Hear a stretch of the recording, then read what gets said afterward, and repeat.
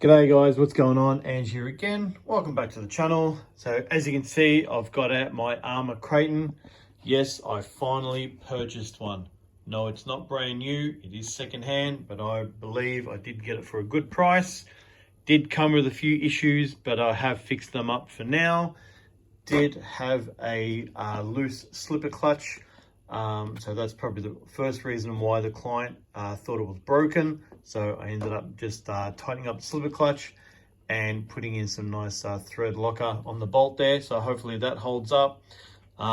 Did have, honestly, a little slight crack in the chassis, which I'll show you later on. It's on the other side. It can be repaired. So it's not like it's a real bad chassis crack in this. But I know the chassis are like maybe $50–$60 for this one. Yeah, it's only a V2, it's not a V2.5. So I think the chassis in the 2.5 are a little bit more dear on this. And also it's got a little bit of slop in the wheels as well. So we're gonna see if we can fix that up with some shimming on the wheels there, or the bearings, or we're gonna see what's going on with all this looseness in the back there, especially this one. Yeah, it's really loose. But that is the main video today. We're going to see if we can shim out the slop in these wheels, because they're pretty sloppy. Yeah, so let's get these wheels off and have a look of how much slop we've got in there. So as you can see, I've taken off the 17mm hex there, and you can see the shaft there with the bearing. It doesn't look too bad. I can't feel any movement in the bearing. I know it's probably not the right way to do it. But what we'll do, we'll put in a couple of shims. I've got a shim kit here that I did buy off AliExpress. I think it was like 20 bucks or something like that. And obviously it gives you all the sizes that you need there. So we're going to start off with probably 8mm by 12mm by 0.2, which would be this one here. And you can see that they are pretty, get this in focus. Come on. They're pretty thin. They're super thin in there. What we'll do, we'll start with one of them, and then if it is still not, if it still hasn't taken out all the slop, we'll move up to a 0.3 and then see how we go from there. So it's going to be a bit of a process, because it's just going to be trial by error. See how we go, and a little bit of patience at the same time. So you can see how thin they are. All right, so we can slip that on. So that's a 0.2. That goes on nicely. You can see that there. Put that in focus. There you go. Sitting there right over the bearing there and perfectly over the shaft. Now there is only one issue with these.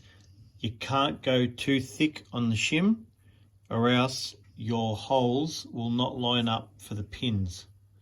So if you go too thick, it's going to be a real struggle to get the holes lined up. So like I said, we'll start with a 0.2, and if I still got a bit of slop, I'll move up to a 0.3.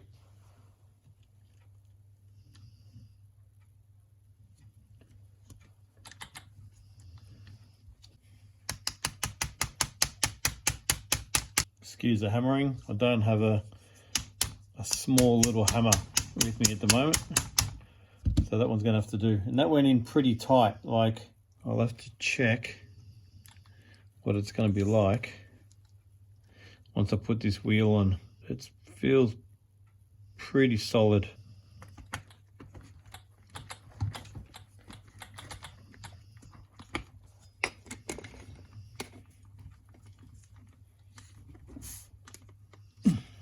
There is still a little bit of movement there, but we're gonna have to find out where else we have some worn out components maybe.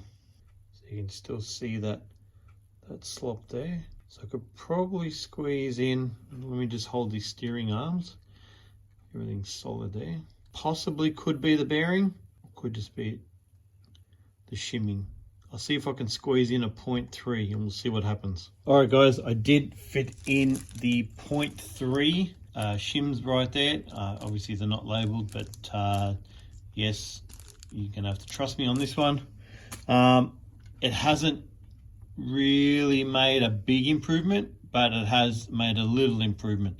So obviously I do have, you know, a couple of components that are still loose, like this one's making it loose, so this will have to, this link arm I'm going to have to repair, change, and also the left side as well. But if I just hold everything nice and firm, it has eliminated a lot of the slop. And you know, that's left and right motion and side to side, you know, that's not too bad. So it's better than what it is.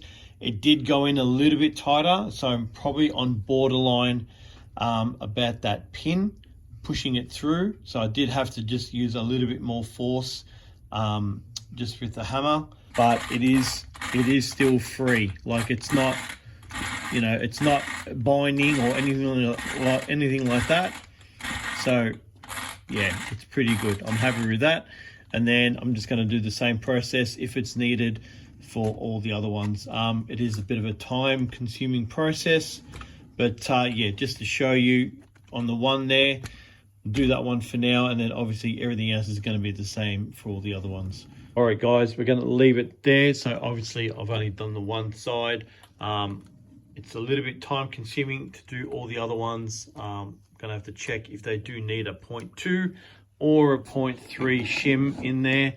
I'll leave a description in the link below where we can get this, we can get the shim kit from.